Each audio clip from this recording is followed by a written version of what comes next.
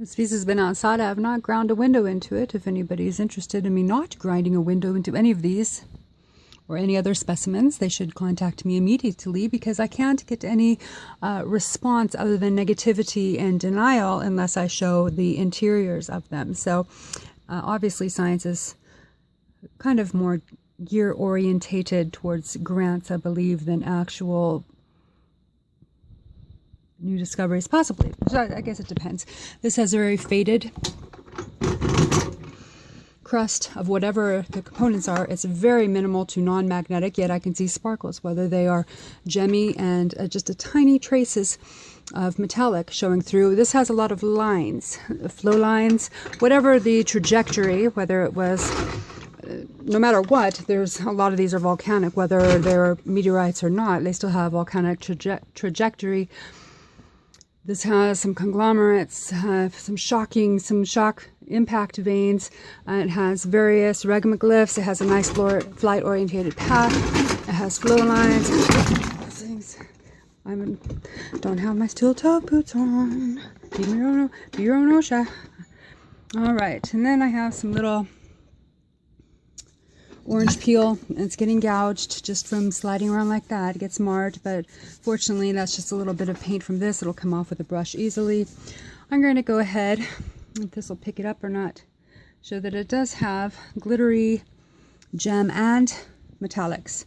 There are several more of these pieces. They might be of the same large one. I don't know, but it definitely has a fused melt, whatever it is composed of. Thank you.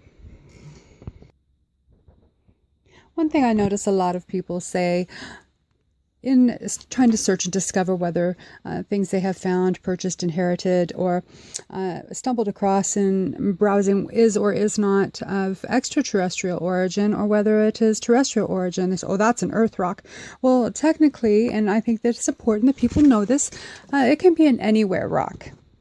The components construction of the universe, planets, moons, asteroids, even planets that dissipated into oblivious, many pieces expelled into the surrounding universe trajectories and impacting other planets, which launched in turn. If I drop this, it's going to, a strong enough impact, it's going to launch this off. Now, this didn't just create itself in space. This basaltic lava type already has gas vesicles in it.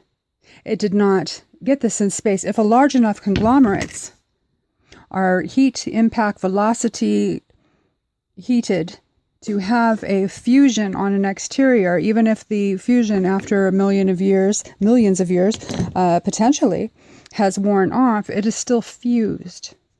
And it wore off the coloring, but that does not change the components and the forensics of what happened to the various components of the rocks that were re-altered from their original composition by such heat and impact events. And often in flight, they impact other meteorites, and can do that many times and be in flight for millions of years before making their way into the Earth's atmosphere and getting pulled down into Earth, where a lot of them, again, explode very low altitude before impact, and we have where it's very small fusion crust, very small residual airflow lines on the newly exposed breaks. And to say that, oh, a meteorite cannot have gas vesicles is ridiculous, other than just not factual. It's really foolishness.